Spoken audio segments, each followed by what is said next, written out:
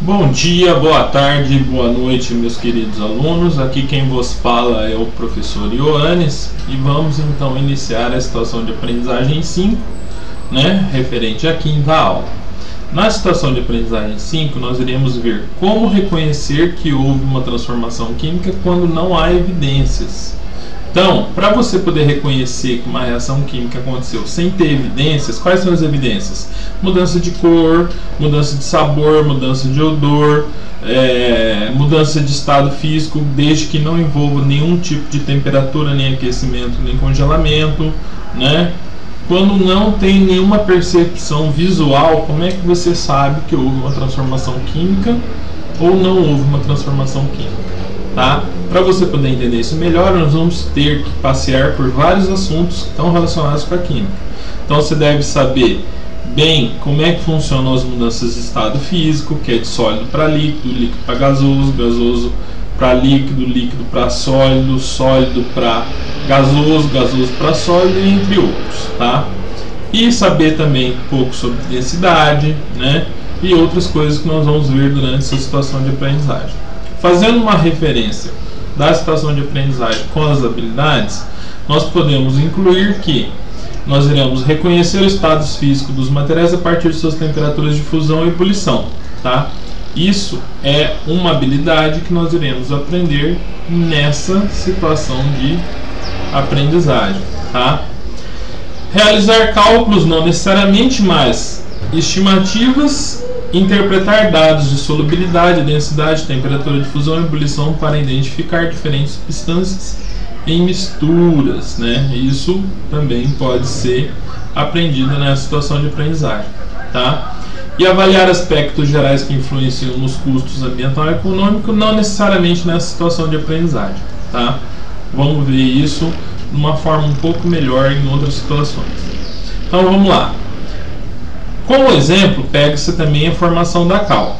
Como foi visto lá na primeira situação de aprendizagem, a formação da cal ela envolve diminuição da sua massa na primeira etapa, Vocês podem voltar lá na primeira situação de aprendizagem e verificar isso. Então, na primeira etapa, diminuição da massa e do volume, na segunda etapa, aumento da massa e do volume, Então, reconhecendo a formação da cal, faz uma comparação entre as matérias-primas e os produtos da cal. Aqui está uma reação química, como a gente já discutiu, reação química envolve reagentes, reagentes se transformando em produtos, não é isso? Então nós estamos aqui, do lado direito, do lado esquerdo reagente e do lado direito produto. Sempre tem uma seta no meio e essa seta ela pode vir incrementada igual aqui, que está falando que tem aquecimento, Esse é o símbolo do aquecimento a 900 graus. Então nós temos carbonato indo para cal viva mais gás carbônico. Então começa-se observando o seguinte: o calcário é branco e o produto que ele vai formar também é branco. Então por aí você não consegue identificar. Os dois são sólidos, também não dá para identificar. Com relação ao seu comportamento em altas temperaturas, um decompõe a 900 graus e você observa essa decomposição pela diminuição do seu volume. E o outro ele não decompõe, ele funde a 2640 graus e ferve a 2850 graus, Eu não estou falando do CO2 porque o CO2 é extremamente diferente desses dois aqui. A massa para 1 centímetro cúbico dessa substância, ou seja, a densidade dela é de 2,7 gramas por centímetro cúbico, E aqui é 3,3 gramas por centímetro cúbico. Então, galera, aqui em laboratório a gente tem um aparelhinho chamado piquinômetro. Se você colocar esse material no piquinômetro e pesar numa balança, que não precisa nem ser analítica, e o outro material e pesar e comparar os dois, você vai saber identificar quem que é quem, só pela sua densidade ou só pela sua massa, Então você vê, isso aqui não é visual, mas é medível, E está dentro da proposta da situação de aprendizagem. E solubilidade é mais fácil ainda. Então, quanto é possível dissolver da massa da substância em 100 ml de água? No caso do carbonato carbonato de cálcio, né, que é o calcário, somente 0,0014 gramas se dissolve em 100 ml de água, sendo que a cal viva 0,12. Galera, olhe, observe para o seguinte, ó, quantos zeros eu tenho depois da vírgula aqui, ó, 2. E aqui, nenhum. Isso quer dizer que essa substância ela é pelo menos 100 vezes mais solúvel do que essa daqui. Então isso é uma forma fácil de se identificar. Você não precisa nem ter um laboratório para fazer isso. Continuando.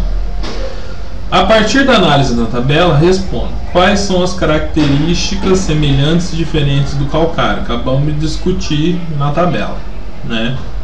Se você não entendeu, volta o vídeo e vê novamente, né? A partir dessas características é possível diferenciar uma amostra de calcário de uma de cal? O que você acha, né? Sim, é possível. Como você faria? Verificando todas as análises que são diferentes, né? Terceiro, você pode dizer que ocorreu uma transformação química no processo de calcinação do calcário? É possível dizer isso? Claro, né, gente, que é possível. Olha aqui, ó. Se eu tiver no final do meu processo produtos com essas características, isso me prova que aconteceu uma reação química, né? E você aqui você tem que justificar falando o quê? Falando de cada diferença que tem entre matéria-prima e produto, né? E falando que a reação química realmente aconteceu por causa dessas diferenças, tá?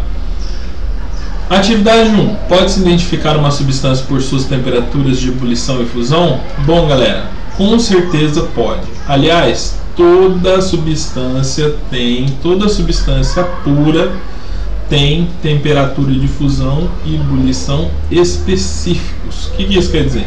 Nenhuma substância pura tem o seu ponto de fusão e ebulição igual ao de outra substância pura, tá? Então, uma das coisas que é amplamente utilizado é a identificação de substâncias por ponto de fusão e de ebulição, tá? E aí vem a pergunta: a água, como outras substâncias, pode ser encontrada no estado sólido, gelo, líquido ou gasoso, dependendo das condições experimentais. Você saberia dizer o que é necessário para uma substância mudar de estado físico? O que é necessário para uma substância mudar de estado físico? Ou você aquece ela ou você resfria ela, né? Dê o nome das seguintes mudanças de estado. Estado sólido para estado líquido é chamado de liquefação, tá? Que também é chamado de fusão, tá? A gente vai usar mais a palavra fusão, porque nós temos o ponto de fusão. Então, estado sólido para estado líquido, ponto de fusão.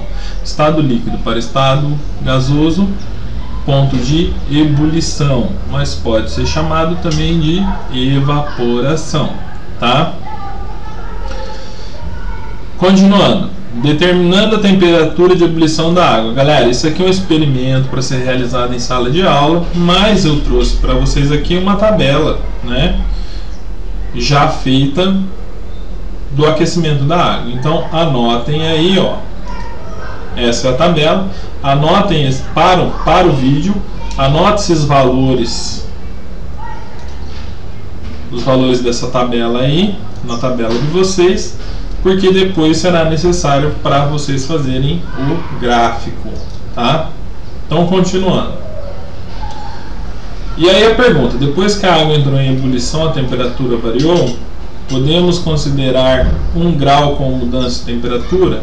Galera, depois que a água começa a ferver, realmente não há mudança de temperatura. E ela varia assim em torno de 1 grau Celsius, tá? Aqui é para vocês fazerem o gráfico. Esse gráfico é para ter mais ou menos esse formato aqui, ó, tá?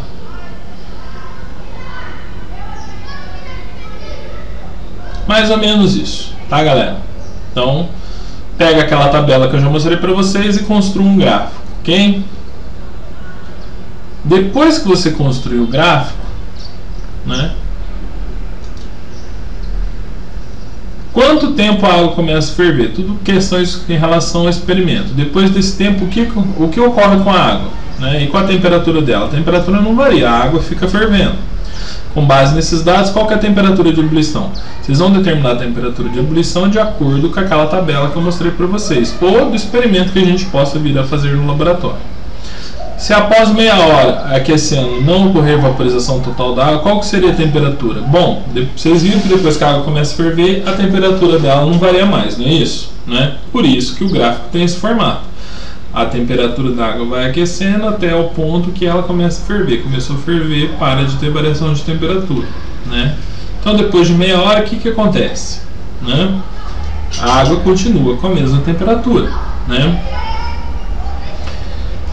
Quais informações esse tipo de gráfico pode fornecer? Quais as vantagens do uso de gráficos? Gente, gráfico é uma das coisas mais importantes que tem para poder reunir uma grande quantidade de informação num local só, tá?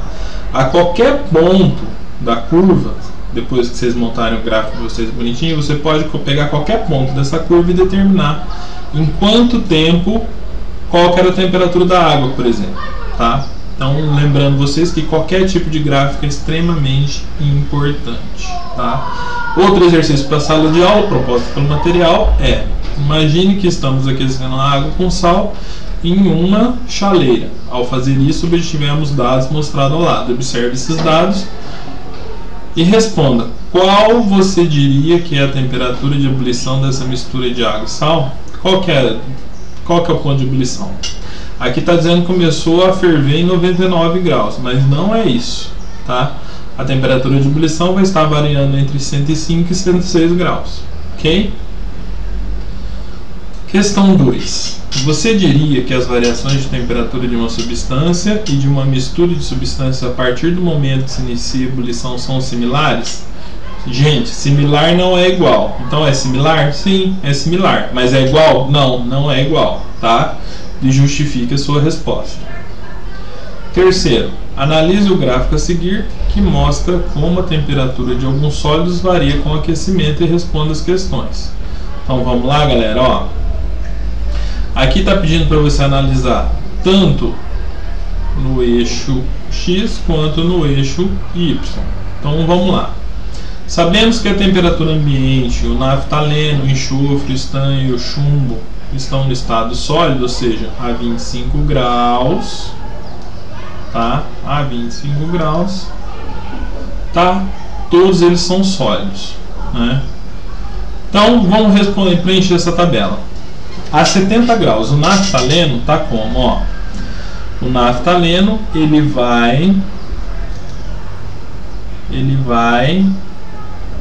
derreter, ó, a curva do naftaleno, essa curva azul aqui, ó, tá vendo, ó?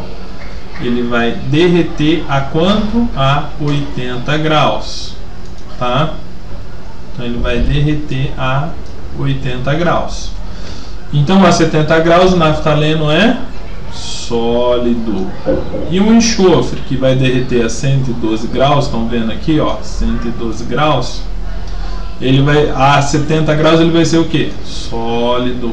E o estanho, que vai derreter a 232, a 70 ele está sólido. E o chumbo, que vai derreter a 328, também vai estar sólido. Após 30 minutos de aquecimento, agora nós vamos analisar o eixo X, que até agora a gente está analisando o eixo Y. 30 minutos, galera, é mais ou menos aqui, não é? Ó. Então o que vocês fazem? Ó? Traça uma reta aqui e descobre, tá? Mais ou menos aqui, né? Ó, traça uma reta aqui e descobre quem que tá líquido, quem que tá sólido e quem que tá sólido. Então, por exemplo, o naftaleno, ó, não está estável a temperatura do naftaleno aqui, então o naftaleno a 30 minutos, né? 30 minutos ele vai estar como que ele vai estar? Líquido, né? E o enxofre vai estar sólido, né? E o estanho e o chumbo também vão estar sólido. Então vamos lá. E após 55 minutos, gente? 40, 50, 55 deve ser mais ou menos aqui, ó. 55 minutos. né, ó. Traça uma reta aqui, certo? A 55 minutos, o naftaleno vai estar líquido, o enxofre vai estar líquido e o estanho vai estar líquido e o chumbo vai estar sólido.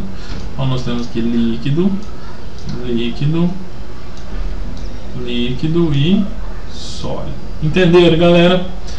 Continuando.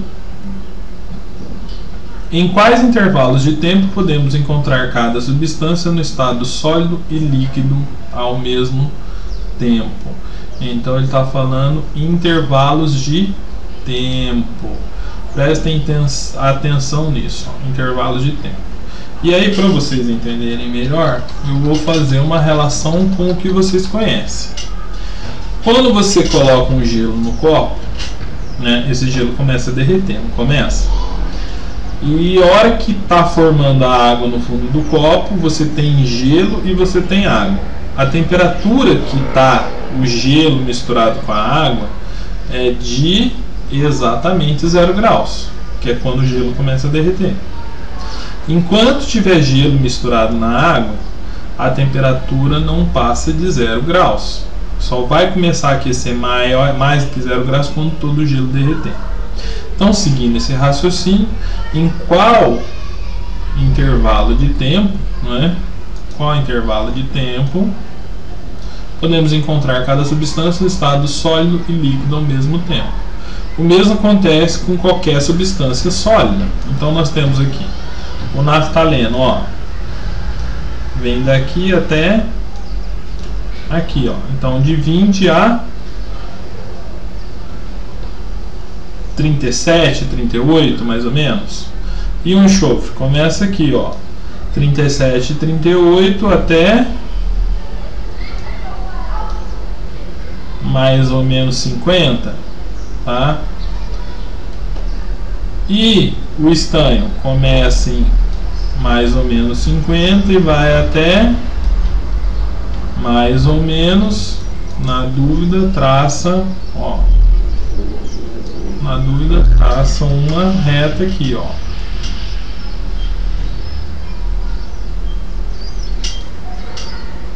Em 70, tá?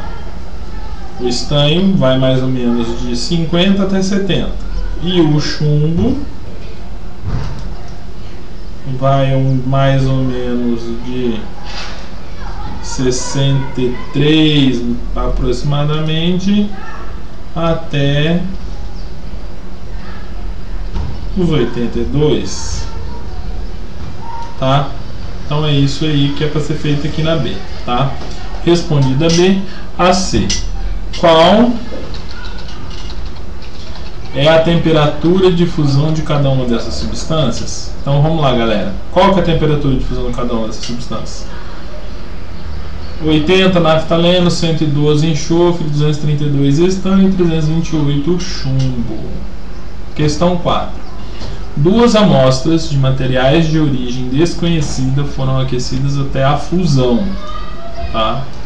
O que ocorreu a temperatura de 180 graus no primeiro caso e 232 graus no segundo caso. Essas amostras podem ser de algumas das substâncias mostradas no gráfico? Justifique. Então 180 e 232. Guardar esses valores, ó, 180 e 232. Nesse gráfico tem alguém aqui a 180 graus derretendo? Não, né? E a 232 tem? 232 tem, né? Quem que é? Ó? Estanho. Então, das duas substâncias, quem que pode ser? A de 232, que é quem? O estanho. Por quê? Porque o ponto de fusão do estanho é 232. Continuando. Lição de casa. Construa no mesmo espaço utilizado para a questão 2, ou seja, o espaço utilizado para a questão 2. Pera lá, galera. Para a questão da análise do experimento, um gráfico de temperatura em função do tempo de aquecimento dos dados apresentados para a mistura de água e sal. É isso mesmo. Então vamos lá, ó. vocês já fizeram o gráfico aqui, né? Então já tinha o gráfico aqui. Opa! Já tinha o gráfico aqui, né? Ok? Que vocês já tinham feito anteriormente. Então agora vocês vão pegar essa tabela aqui da página 31 e vão fazer um outro gráfico que vai ficar mais ou menos assim, ó. Tá, galera? Olha, tá bem feio isso aqui, mas é mais ou menos isso que vai acontecer. Não é para vocês apagarem o gráfico que vocês fizeram anteriormente, tá? Faz ele por cima mesmo. Usa a mesma escala, certinho, bonitinho. Depois que vocês fizerem esse gráfico, né, vamos para a tabela da questão 2. Apresentadas temperaturas de fusão e de ebulição de algumas substâncias. Analisando os dados apresentados, responda às questões. Então tem água, álcool, acetona, carbonato de cálcio, cloreto de sódio, cobre, enfim, várias substâncias, hidrogênio, né? Continuando, ó. Nessa tabela nós temos temperatura de fusão e temperatura de ebulição. Fusão, sólido para líquido, e ebulição, líquido para gasoso. Tá? Então, deixa eu fazer uma anotação aqui que é até interessante para vocês entenderem. Independente das substâncias, se você comparar uma temperatura, tá, a qualquer uma delas, que essa temperatura cai aqui, ó, ela vai ser sólida. Vamos pegar de exemplo, por exemplo, a água. Se você tiver a menos 5 graus não é do lado de cá, não é aqui, não é menos do que zero, está aqui, então a água vai estar sólida. Se tiver entre as temperaturas de fusão e de ebulição, vai ser líquido. E se tiver depois da temperatura de ebulição, vai ser gasoso. Então vamos lá, mesma água. Se tiver a 50 graus não está entre 100 graus e 0 graus, então a água vai estar líquida. E se tiver a 120 graus? 120 graus é maior do que 100 graus, então a água vai estar gasosa. E a mesma coisa com qualquer outra substância. Vamos pegar, por exemplo, cloreto de sódio, vai, só para dar mais um exemplo. Se tiver a 750 graus, tá? 750 graus, o cloreto de sódio vai estar sólido. Se tiver a 900 graus, o cloreto de sódio vai estar líquido. E se tiver a 1500 graus, o cloreto de sódio vai estar gasoso. Entenderam? Vamos continuar então. Água, etanol, acetona e éter são líquidos incolores a 25 graus. No laboratório encontramos 4 frascos não identificados com esses 4 líquidos. Como podemos identificá-los? Utilizando as temperaturas de fusão e de ebulição. Então, galera, eu posso pegar os 4 frascos e colocar num freezer, eu posso pegar os 4 frascos e colocar em aquecimento. Quais são as substâncias? Água, etanol, acetona e éter. A hora que eu colocar a água em aquecimento, ela vai começar a ferver a 100 graus, tá? Aí eu já identifico que é água. Quando eu colocar a acetona, tá? Acetona em aquecimento, por exemplo, acetona, a partir de 56,2 graus ela vai ferver, tá? Isso dá para medir com um termômetro. Se eu pegar o éter, o éter está aqui, a partir de 34,5 graus ele vai começar a ferver. E se eu pegar, são só os 3, né? Água, etanol. O etanol, álcool etílico e etanol, a partir de 78 graus e meio ele começa a ferver. Então assim que você pode identificar, tá? Por que que não vai dar muito certo para o congelador? Porque no congelador a água vai congelar, a acetona não vai congelar, porque o congelador não chega numa temperatura tão baixa assim. O éter não vai congelar, porque o congelador não chega numa temperatura tão baixa assim. E o éter também, o álcool etílico também não vai congelar, o éter não vai, a acetona não vai congelar, tá? Então tem que ser no aquecimento mesmo. Questão B. Considere as substâncias água, oxigênio, ferro e enxofre. Construa uma tabela que mostre os estados físicos das substâncias nas seguintes temperaturas: 5, 50 e 150 graus. Tá? Como é que eu indico que vocês façam isso? Ó, coloca aqui, ó, 5,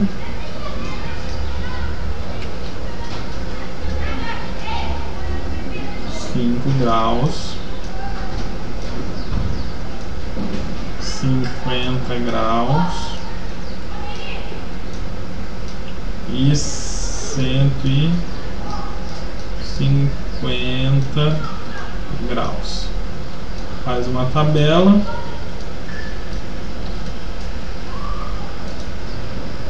Tá? Uma tabela assim bonitinha.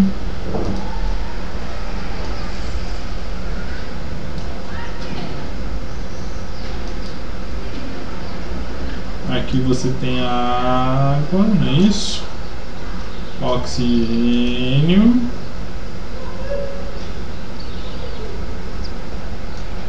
Oxigênio. Ferro.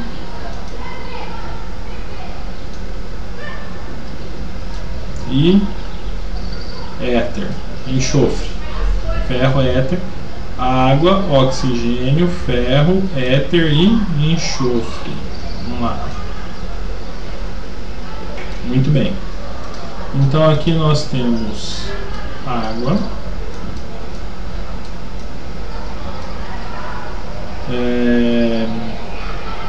oxigênio, ferro, éter,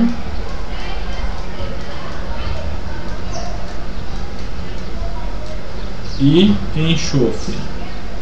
Enxofre é S. Então, água a 5 graus. Oh, galera, fiz a tabela errada. Espera lá. Vamos mudar aqui. Aqui, tira isso aqui daqui,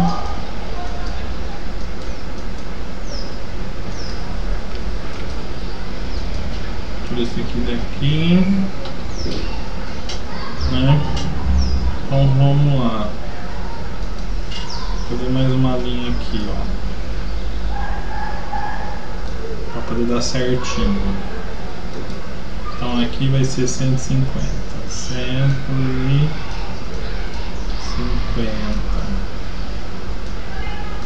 opa, graus. Então vamos lá. A água 5 graus é líquida. O2 é gasoso. Só olhar na tabela aqui em cima, galera, ó. Só olhar aqui em cima e ver, tá? Ó, 5 graus, não é? Vou fazer um só para vocês verem como é que é. Água a 5 graus não está entre 0 e 100, então é líquido. E oxigênio. Oxigênio, 5 graus está onde? Está muito para cá, não é? Ó, do que menos 182, então é gasoso. Próximo, ferro. Ferro a 5 graus está muito para cá, né? De 1535 graus. Então o ferro aqui é sólido, tá? E o éter? Éter, cadê o éter? Éter está aqui, 5 graus está entre 34,5 e menos 116, não é isso? Então o éter é líquido. E o enxofre, 5 graus está para cá de 112 graus, não é isso? Então é sólido. E a 50 graus? A água está líquida, o oxigênio está gasoso, o ferro está sólido, o éter está... éter tem que ver, ó. Éter está gasoso e o enxofre está sólido. E a 150 graus a água está gasosa, o O2 está gasoso, o ferro está sólido, o éter está gasoso e o enxofre está líquido.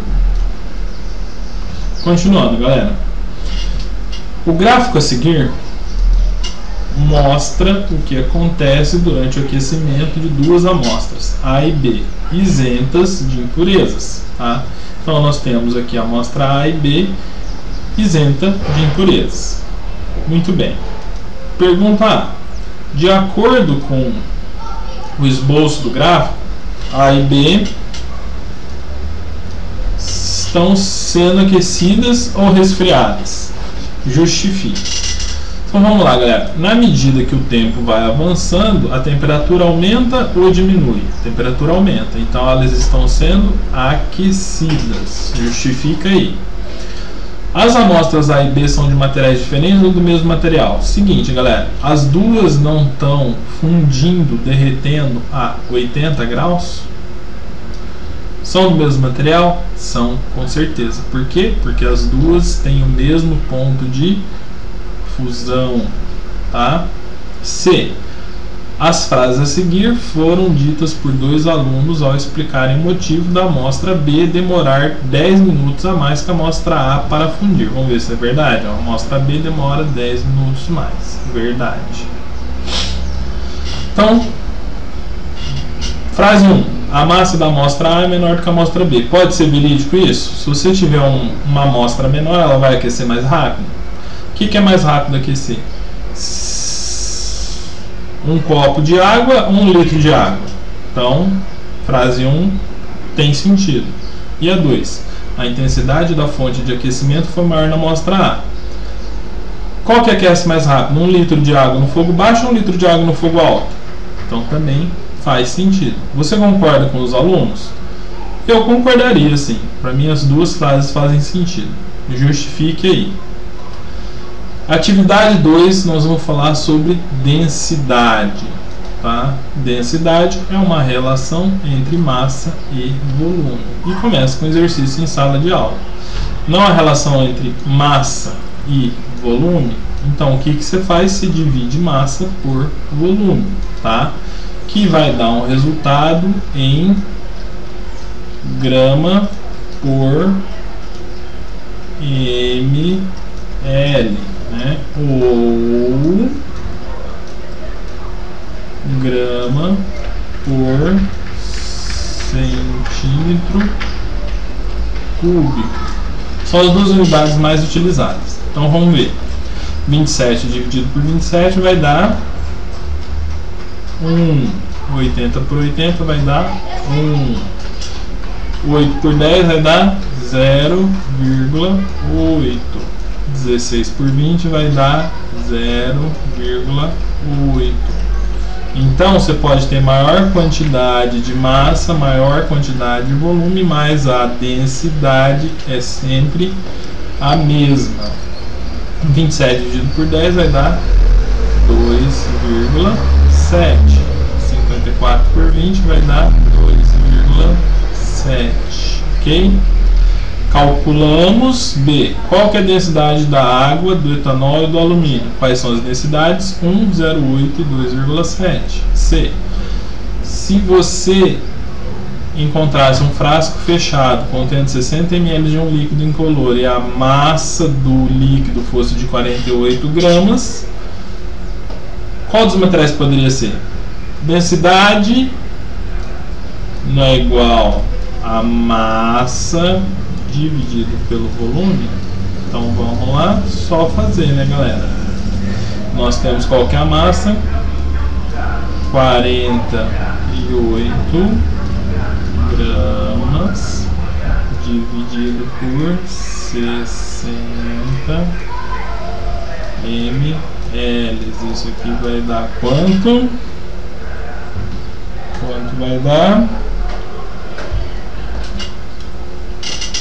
Vamos lá então, ó. 48 dividido por 60 vai ser, aqui vai ser 0,8. 0,8 é densidade de quem? O álcool.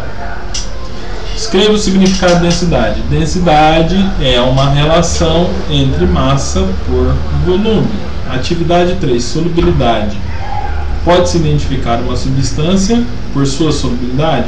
Solubilidade, densidade, ponto de fusão e ebulição são características das substâncias. Qualquer substância pode ser determinada ou por solubilidade, ou por densidade, ou por ponto de fusão ou de ebulição, ou as três juntas, ou duas delas, ou tanto faz. Tá? Exercícios em sala de aula. De acordo com o que você aprendeu, explique o significado da propriedade solubilidade.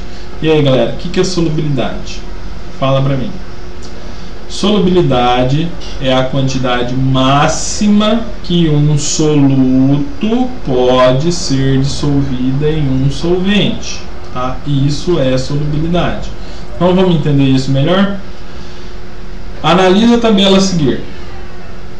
Temperatura da água variando e a solubilidade de sal de cozinha. Isso aqui está dizendo o quê? Que a solubilidade pode variar com a temperatura. No caso do sal de cozinha, que é o NaCl, que é o cloreto de sódio, tá? NaCl, vai se acostumando com ele. Ela tem uma pequena variação, porque de 35 para 39, se pensar que a água variou de 0 para 100 graus, eu tenho uma variação de 100 graus de temperatura, essa variação aqui no cloreto de sódio é mínima, tá? Continuando, a solubilidade do sal de cozinha em água depende da temperatura? Sim, depende muito pouco, tá?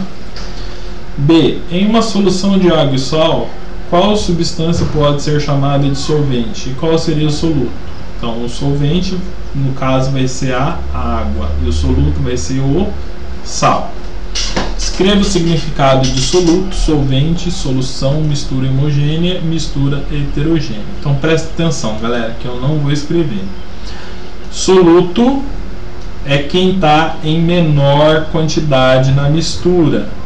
Então, por exemplo, eu gosto sempre de pegar o exemplo de água e álcool. Água e álcool se mistura em qualquer quantidade. Se você tiver 5% de álcool em água, o soluto é o álcool, porque está em menor quantidade. E quem que é o solvente? A água. Agora, se você tiver 5% de água em álcool, quem que é o soluto? A água, porque está em menor quantidade. Então, o solvente passa a ser o álcool. Então, entenderam? Soluto, solvente. Soluto quem está em menor quantidade e solvente quem está em maior quantidade. Então, o soluto é menor quantidade e solvente quem está em maior quantidade. Solução é uma mistura entre soluto e solvente. Mistura homogênea é quando não se observa os componentes da mistura, tá? E mistura heterogênea é quando se observa os componentes da mistura. Tudo bem? Lição de casa. Com base na tabela que mostra a solubilidade do nitrato de potássio em água a diferentes temperaturas, resolva as questões. Então vamos ver. Enquanto no cloreto de sódio tinha uma variação de 100 graus e a solubilidade variava apenas 4 aproximadamente, aqui no nitrato de potássio a 0 graus é 13, mas a 60 graus é 112. Então a variação da solubilidade do nitrato de potássio com temperatura é absurdamente alta. Pode-se afirmar que a temperatura é um dos fatores que afetam a solubilidade? Com certeza, porque você tem um aumento aqui absurdo em relação à temperatura. Faça um gráfico dessa solubilidade, tá? E responda: qual a massa de nitrato de potássio pode ser capaz de dissolver em 100 gramas de água? Galera, para responder isso, vocês vão ter que fazer o gráfico e a D a mesma coisa. Bom, chegamos ao fim de mais uma situação de aprendizagem. Essa situação de aprendizagem a gente viu várias coisas diferentes. Vimos densidade, solubilidade, ponto de fusão, ponto de ebulição. Vimos tantas coisas aqui nessa situação de aprendizagem. Então, finalizando, sejam honestos com o aprendizado de vocês. Façam o que eu aprendi com carinho, que é um resumão daquilo que a gente aprendeu até agora na situação de aprendizagem 5. Um forte abraço e até mais.